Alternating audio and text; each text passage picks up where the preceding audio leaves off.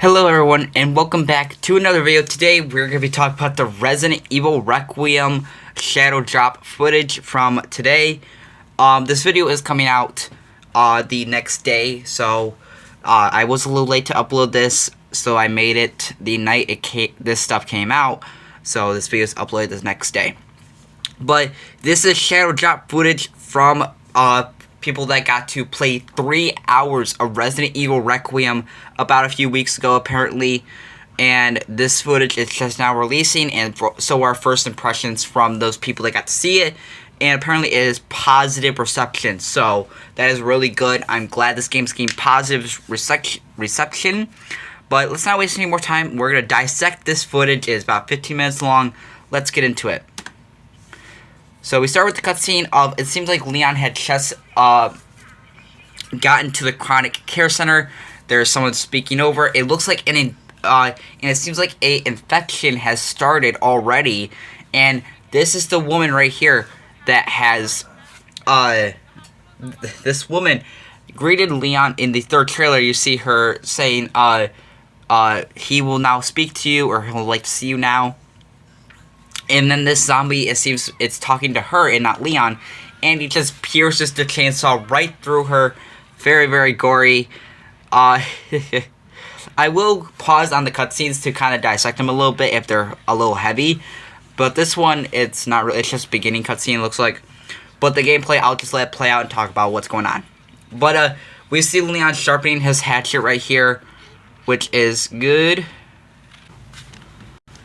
So yeah, right here we see the chainsaw man just going, chasing Leon. We see there was a woman behind the door, and when it's great with these zombies, because I think these are the best zombies in Resident Evil in my opinion, because when you shoot them, they stagger, they go back, whatever limbs you're shooting, they like kind of freeze, they kind of like go back a little bit, like they're actually being hit instead of like the Lycans or the zombies from Village. But and then right here Leon picks up the chainsaw, uses it a little bit. I'm guessing this chainsaw does have its a bar usage, so you only use it for like a few zombies and then it's done for, which makes sense. So yeah, like right there he just put it through and then kicked her back, and it seemed like it couldn't be used anymore. Now, with these enemies that Leon is killing, he's using his stomp, which he just shoots them back and then pushes them against a wall and then stomps their head in. I think that's the best melee takedown for these zombies because it's so gory, and this is the goriest Resident Evil game, it seems like, which is awesome. I feel like Resident Evil games, I mean, they are horror games, so they should be gory. Now, right here, I'm going to pause and just explain real quick.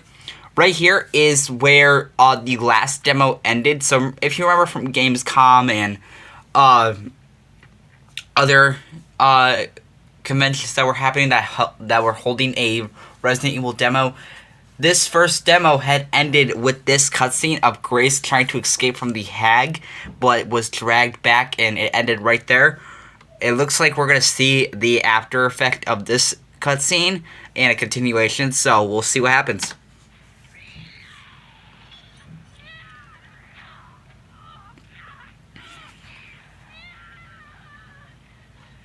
So we see her get dragged back, we see her get dragged back again, and then boom, right here. This was from the third trailer when Leon was revealed.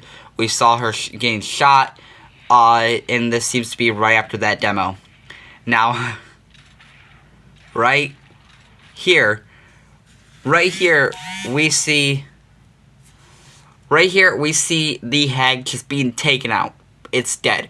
So I don't think this is Alyssa anymore because it just died so early in the game, because the chronic care center is the first big area you're gonna be in for this game. So it's the first, I would say it's the first like 4 hours of the game, because obviously you're gonna start the game with walking down the streets, going to the hotel, finding Alyssa's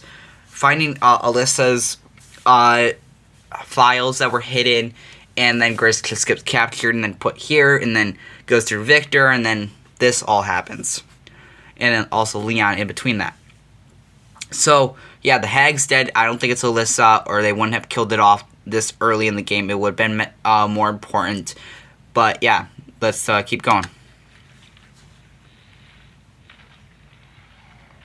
And we see a bunch of blood. Obviously, just got shot clean off. We see Grace freaking out.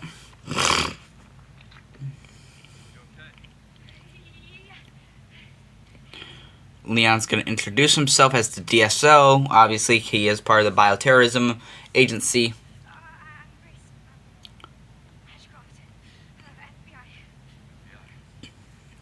And then he questions why she is here, because she is FBI, but she was kidnapped by Victor, and he obviously knows, which is good. And then, right here, so the place goes into lockdown because this person with the goggles on facing the monster is Victor Gideon. This right here is Victor Gideon because he wears the goggles. He has night vision, it looks like. And he's just creeping up, spying on Grace and Leon, seeing what they're up to. He's splitting them off so they can't escape or have any chance of it. So that's actually interesting. And Leon, you'll see here in a sec, Leon is like looking down the hall like there's someone there. He knows.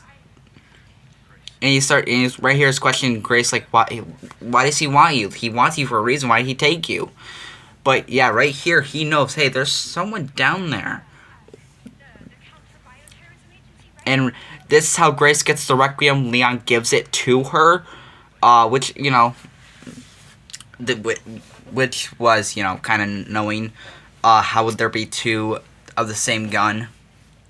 Now, right here, I have my cursor. I'm using my keyboard on my phone. So, Grace Ashcroft, October 8th, 11:42 p.m. So this is the date of where the game takes place. Now the only October, well, okay, in the third trailer we saw a calendar that said October 8th on a Thursday. The only Thursday that has October 8th is in 2026.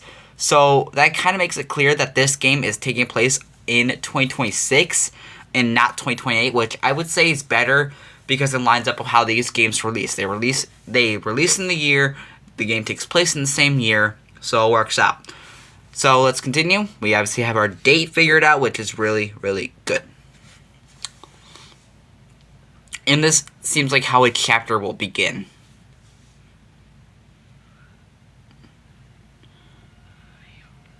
And we see Grace looking at the gun and be like, hey, I think I got this. I hope I do. Goes off on her own. We're going to start seeing gameplay of her in a sec. We're going to see how she works with the zombies, even though we know how she does. We're just going to see more of it, give more detail of it, of what she does and how she can handle herself without Leon.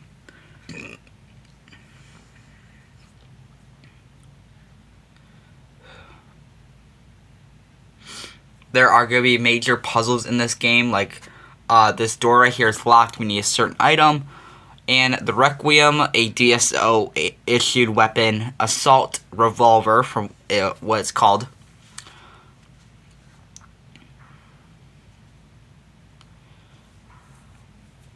And then right here, down this hall is going to be one of the gates that shut it.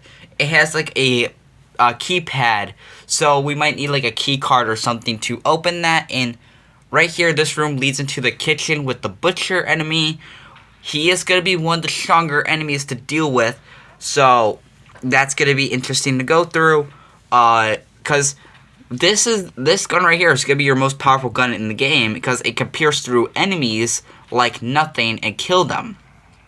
With this guy, what you're about to see, when she shoots him, it stuns him. It does not kill him. So he is more beefier. He's going to be a lot harder to take down. And you're just going to have to run past him when you stun him. You can't really do anything. Like, there is a prompt to do something, but you probably need the blood injector thing to do it. So you can actually finish him off.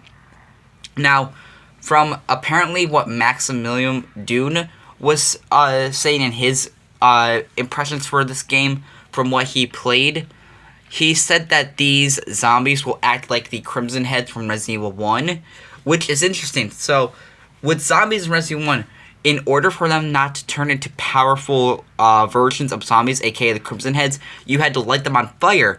But if you didn't do that, they turned into Crimson Heads, and they were faster and they were stronger. With these guys, it seems like it's going to be the same, but instead of lighting them on fire, you have to do the injection thing when you take their blood and craft the thing, and you do that to zombies and they'll blow up or just be dead. With this zombie, he is afraid of the light, from what it seems like, so he turns them off, so you have to kind of maneuver around him, maybe take him out a certain way, and make sure, and maybe turn the light on if you needed to, or you just sneak past him like Grace is doing, which you kind of failed. Sorry for the stuff. I'm a little sick. My throat is sore, so I may sound a little different. Now right here, just gonna sneak past zombies. Now this is where Grace gets her actual handgun.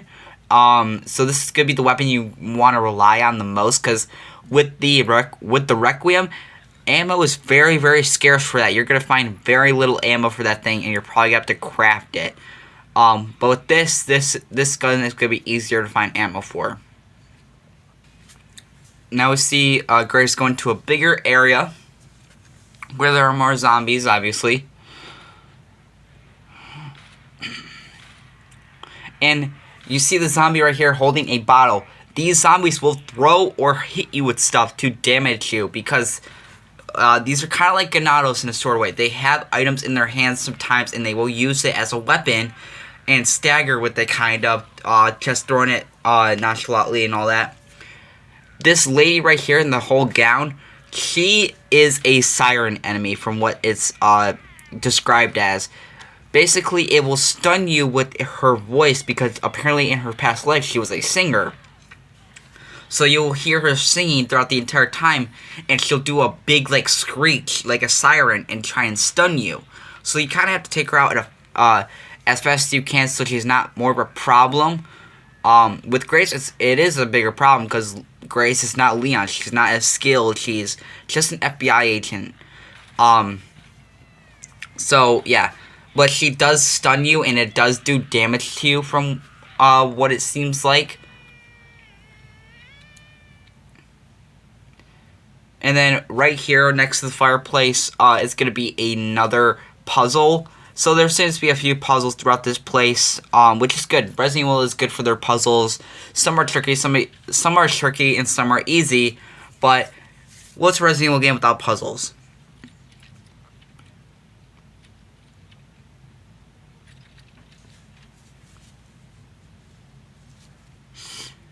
And then I think we're almost done with the Grace gameplay. We're going to go on to a little bit more Leon, which there is some surprising stuff with Leon coming up after this. But right here is another key point. Like Leon, Grace also has melee attacks, but it's not as powerful as Leon. It has only very little power. Grace can just push down enemies to get past them faster, which is good. I am glad she does have a melee attack also, to kind of be the same with Leon, but just not as powerful, because he is more action oriented, while Grace is more horror oriented. Now right here, we meet the big baby enemy that we saw at the very, very end of that showcase, and it's also the thumbnail for this video, because it is a key part to the end of this gameplay, because both Grace and Leon will be dealing with this creature. Leon deals with it in a totally different area. Grace deals with it more in the main area of the care center. Now we see right here, Grace is taking some blood so she can take out a zombie. You'll mostly get blood and stuff from knockdown, and enemies are just passed out on the floor. So that's actually pretty good. They might not be able to get up. Again, I'm sorry for my voice. This enemy's death was shown in the showcase, where she takes the injector, goes up behind him, and he blows up like a balloon, which is very interesting. So that's what this injector will do to you, which I think is really, really cool. And then here is the the storage container, which is good. I'm glad Grace has this. Only Grace has this, by the way. Leon does not, because Leon has the attaché case. Now we see some things. Scrap and an antique coin. Antique coins will probably be a collecting item that you can use to buy stuff, maybe. It's not going to be like 7, I don't think, where it's just a collectible.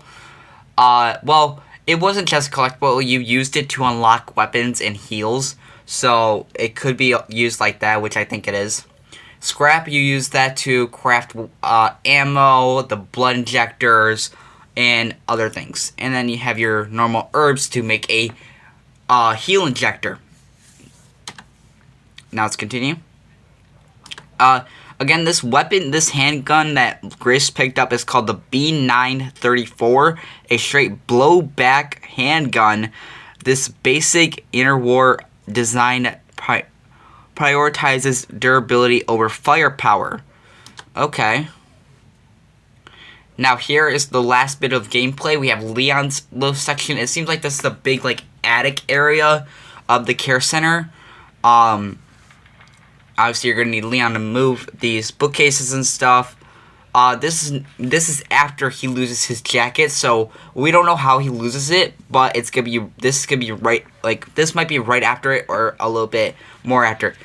Here's your this is the big baby enemy, and this is where Leon finds the MSBG 500 shotgun.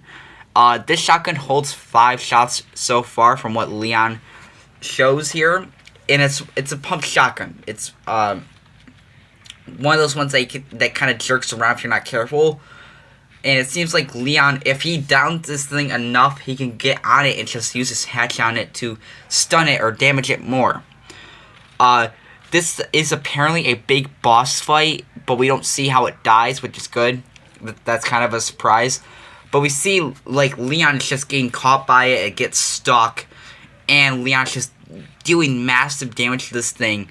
I'm glad they both deal with this creature, and it's not just one person dealing with it. Maybe Grace is more running away from it, and Leon takes care of it, obviously.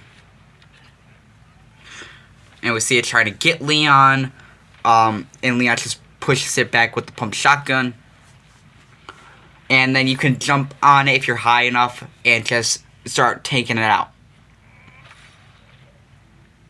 Very, very, very cool. I do like that.